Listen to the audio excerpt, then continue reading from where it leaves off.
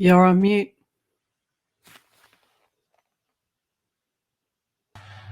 All right. Well, that was the most awkward start to any of the lives that we've ever done. How are you, Melinda? Very good, Ross. So we've just done the usual, you're on mute line and then dropped out. So there you Uh, go. That's just technology for you.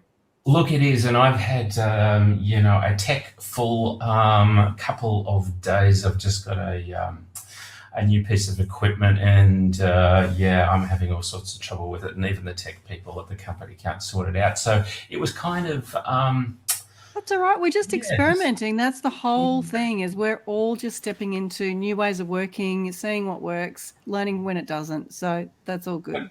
Yeah, so today we're talking, as I tried to say when I was on mute, we are talking about tourism communication. I'm really excited about that because I'm going away soon for holidays. Are you heading off anywhere, Mel? Yes, I am. I am going to go camping and I'm looking forward to that. I'll just be sort of switching off. So, yeah, interesting to see. Very relevant conversation we'll be having with Liz Ward. Yeah, so Liz is joining us now. How are you, Liz? Sorry about those. We're a slick team here at IABC.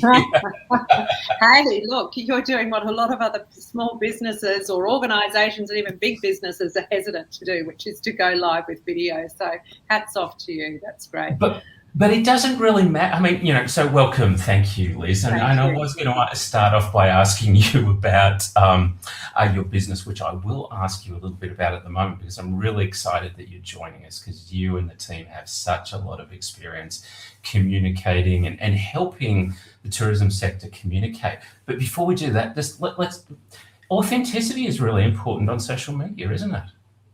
It is. It is. Yeah. And being genuine, and it's the easiest way actually on social media to be effective. It's one of the key things is to keep it very real and tell your story genuinely. And it's so much easier than trying to be something that you're not as a brand. So it's great. Yeah, so the message is if you do make any mistakes, I think people and customers on social media and viewers are pretty sympathetic, and it just sort of adds to the experience. But Liz, tell us about Tourism Tribe and Navi Digital. I mean, so you help a lot of customers, and people in the tourism sector communicate better with customers.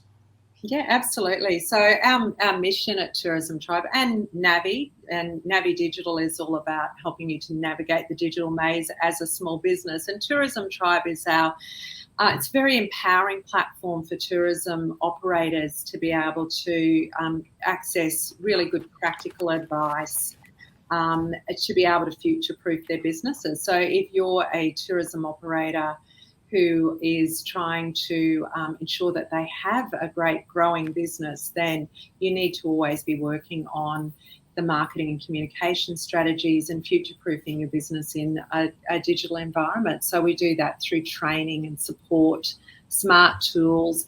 And as you're probably aware, the tourism industry globally, 90% of it is small, beautiful, interesting businesses in wonderful destinations and remote locations. So you've got a lot of people who are pretty time poor and trying to be a jack of all trades across their business and trying to be the marketer and, adopt new technology. So we're there as a trusted partner to give them impartial advice and to be that sort of digital expert in their back pocket and help them along the way. Liz, I was thinking, oh, sorry, Ross, I was thinking, tourism lends itself so beautifully to, lots of images and, it really evokes such great emotions and inspires people to want to go to different places. So how do you find creative ways to present information in that kind of social space? How do you keep it interesting? We always advocate to be able to do good storytelling in the social space. A really key strategy, first of all, you've got to know your audience really well. So who is your ideal? Who's the person who loves you their money because they share your values as a business, as a consumer, they share your values, they love what you do and you love serving them. So it's knowing who your audience is, what they're interested in, and then it's establishing content themes. So if as a tourism business you can have 5 or 7 themes that are like your story arcs, and consistently tell stories around those themes. And obviously for tourism operators, where they're located, their destination is always a really key arc in that. And there's so much that comes off that theme or that arc in terms of topics. And then another theme will usually be something to do with the business. What is it that the business really offers? What's that unique selling proposition that they have? They could be an exclusive camping ground where only one group can camp at a time, for example, and they're in the Australian bush. There's so much that you can do with that in terms of the actual business and the experience that the business enables. And then there'll be passion points of the owner of the business or the team in the business. They could be really concerned about the environment or really into the native fauna. So these are another great theme. It could be about local produce. So it's finding those themes and then mixing it up within the themes. And when you do that, there's always something interesting to talk about and always beautiful imagery that comes through that. So, but the key to it often is just getting that structure and those themes around your unique selling proposition and your audience, and that really empowers people then, and they get a bit more organised as well. So it takes some of the sting out of the tail in terms of going, well, what am I going to post about today? And they're not being consistent enough. As we know, all marketing is better if you do it consistently, and they're not, they might post 7 times one week and once the next week. Well, it takes away a lot of that problem as well to create the themes and have that structure. Well, Liz, one of the themes from the past couple of years has been COVID, of course, and it must have been, very, very difficult times for tourism operators. What are some of the challenges that they're facing as we emerge from these lockdowns and these travel bans? So what are the things, and what are your tips, and what are you telling people on how they can capitalise on I guess, this pent-up demand for travel? Yeah, well, you've nailed one of the key themes key impacts is a pent-up demand. That there's a whole lot of people in several very populated states across Australia who haven't been able to go anywhere. So they're just dying to get out of the house and get out there.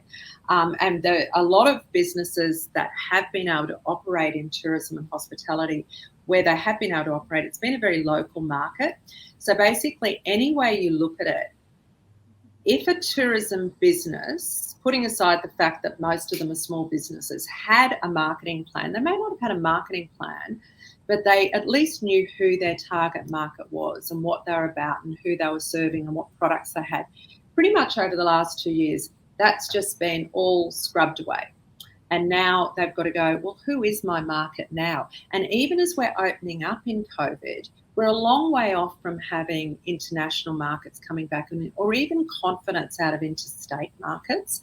So therefore, they're having to reframe who that target market is and their audiences associated with that for their communications, because it's going to be a more localised market. So we're saying, sit back and think about who that market is and what are you offering to them?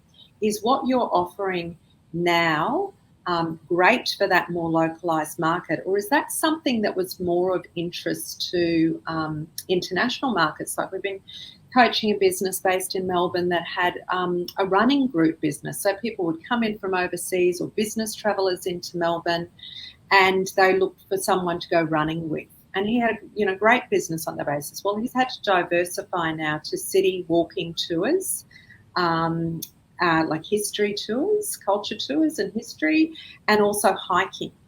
So he's had to offer something different, be able to keep his staff. Then he's got to build out the marketing around that. So he's actually got to re-strategize and get some help with, well, how do I connect with this different market? How do I get them to come and book with me over December? So it really is shaking everything out and starting again. So what we're seeing is a lot of tourism businesses are actually relearning marketing, and they're relearning marketing in a different, much more digitally enabled marketplace than what it was like pre-COVID, because all of the globally, and in Australia, we've seen enormous uplift by consumers in their use of digital. So we've got an even more digitally savvy traveller now than we had before, because we've seen this enormous growth in everyone knows how to use a QR code. Everyone knows how to Zoom. Like the 3 most common words in the last 20 months have been "you're on mute." Sorry, Ross, I wasn't going to rub that in. But, you know, that's like everyone's using Zoom. Everyone's using FaceTime Messenger. Live chat's really growing. Contactless payments, e-commerce, purchasing online. These are massive trends. In Australia, online purchasing grew by 24%, Australia Post's research told us a few months ago, over the last 12 months.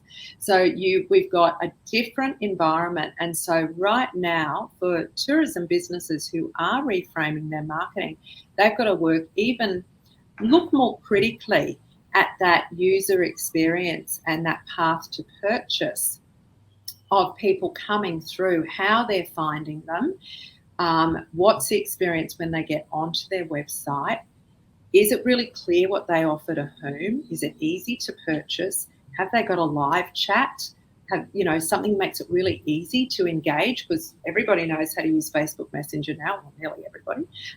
So they have to have actually dialed up in terms of the way, not only that they explain and make it really enticing what they're offering online, but how they do customer service online as well has become a big shift. That wasn't so important 2 years ago, but it's certainly changed now. I imagine too, Liz, that one of the other tricky things that operators need to come to grips with is being across and being able to clearly communicate changes. So what's happening? So when people have booked places with them, if there's policy changes, changes to crossing borders and so forth. Do you have any tips for those operators about how to do that effectively, how to win in that digital space? Yeah, absolutely, Melinda. I'm so glad you asked that question. One of the courses that we developed at the very start of COVID, it started off as a 12-week course called Upskill During Lockdown, and it went really, really well. And we did it sort of overnight. We're building this course because we went, what can we do to help the industry? They're all in lockdown for 3 months now, so let's create this 12-week course. As some states started to open up, and we had to open up, and we converted it into a 6-week program, and it's our Digital BizKeeper 101 course is the first one, and then there's a more advanced one. And the first lesson in Digital BizKeeper 101 is about COVID communications and smart tools to use in a more sort of digital marketplace.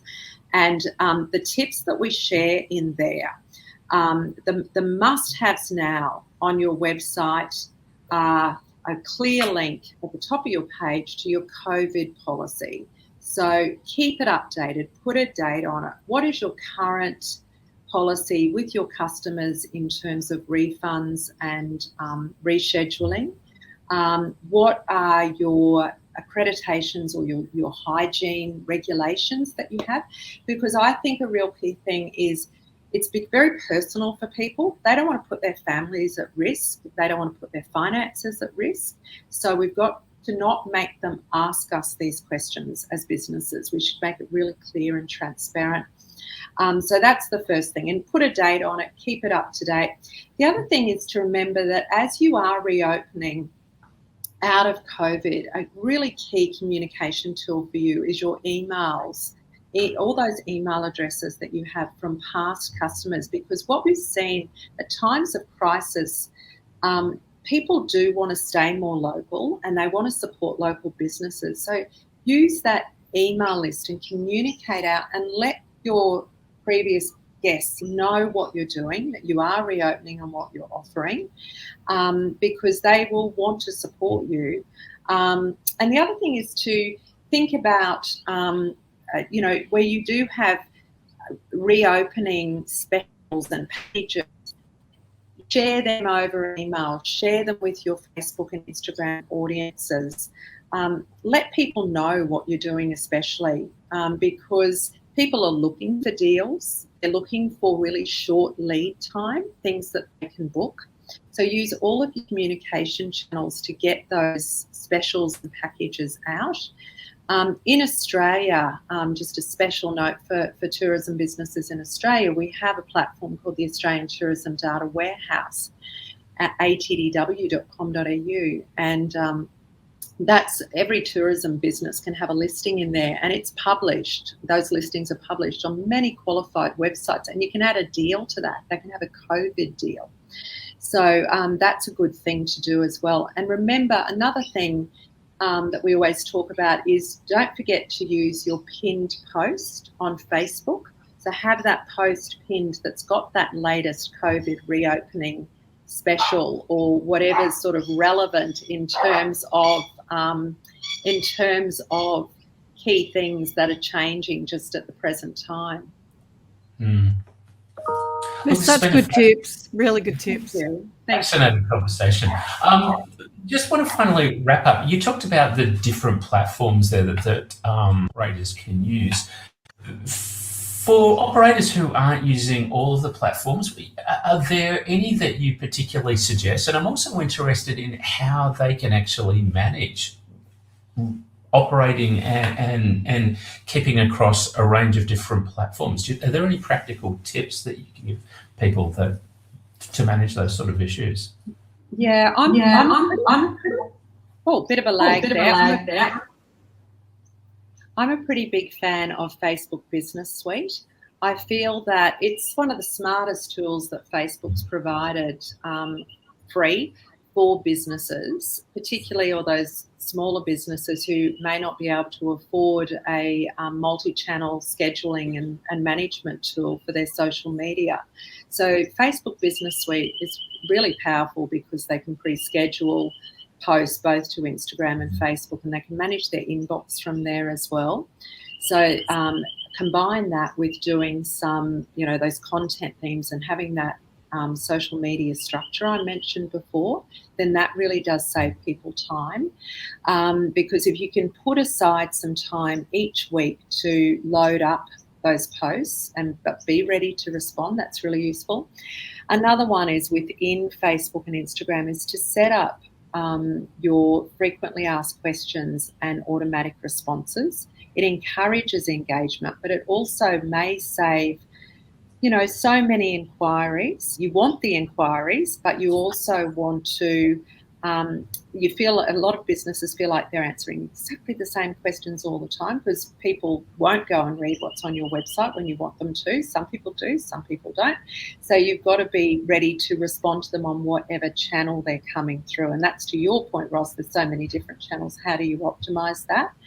So thinking about frequently asked questions is a really good tip. What are the questions you get asked all the time? Have that published on your Facebook page. Load them up onto your Facebook Messenger and have automatic responses to it. Have it on your Google My Business listing. Sort of cut down the number of superfluous questions. So they're key tips for us is just in that area. And the other thing, a big one, is your website. So your website obviously is your most important digital asset for communications and marketing. And so having control over your website, we have moved well beyond the era a business should be relying on a web development company to make all the changes on their website. They need to be in the driving seat as the manager of the business or the head of marketing or the owner, whatever size business they are, that they can go, I'm going to make that quick change. I'm going to add those new photos. I'm going to upload that new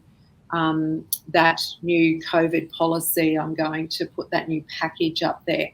So these days, modern web platforms, say in the WordPress space particularly, there's great page builders that give them the control to do that efficiently and quickly. So that's a really important one as well. That's great. Look, thank you, Liz. Look, I'm just really, really impressed by the similarities between what smaller operators need to do and what larger corporates need to do. Our webinar in a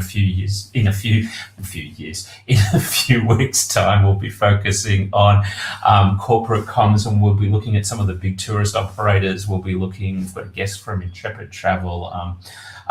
We're hoping to have somebody from the airlines as well. But, be passionate about what you're communicating, telling stories, be organised and schedule that your content. All of those sort of things it's a lot of commonalities between those. So thank you very much for your time. Liz, where can people get more information about what you and Tourism Tribe are all about? Just on tourismtribe.com, and you'll see what we do there in terms of programs and courses, and there's some great, amazing blog post content up there as well with incredible tips that you can access. There's also a really nice kind of free email course as well that you can do just to drop some tips into your inbox each day. So it's a really thriving community. You can also jump onto Facebook, and it's Small Business Tourism Help. I should have just checked that and given you that, but in our core group that is there, I'm just going to see if I can grab it for you. We can also post these links, Liz, when we post the recording. We can post the links. There's a lot of businesses out there at the moment who are they're under a lot of pressure. They're having to open and, as I said, reframe their marketing. One of the big issues in the industry, which is not comms related, but it's a real problem, is finding staff at the moment. And so they're under a lot of pressure operationally. So it's great to be able to do things, that are supportive to the industry. And congratulations on putting this together, because it's great to be able to share those tips. Well, well done to you, Liz, and your company, because we think it's such a brilliant initiative. It couldn't come at a better time for people to know that you're out there to enable and support people. So I think it's wonderful, really.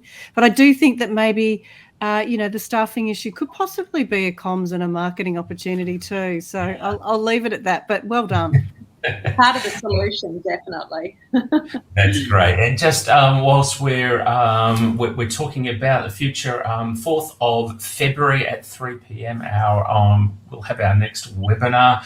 As I mentioned, we've got some great guests. We'll be continuing this conversation about tourism, travel, communications. There's so much to get into. But for today, Liz, thanks very much for your time. Absolute pleasure. We'll see everybody Thanks, on the 4th of February. Thanks, everyone. Bye-bye.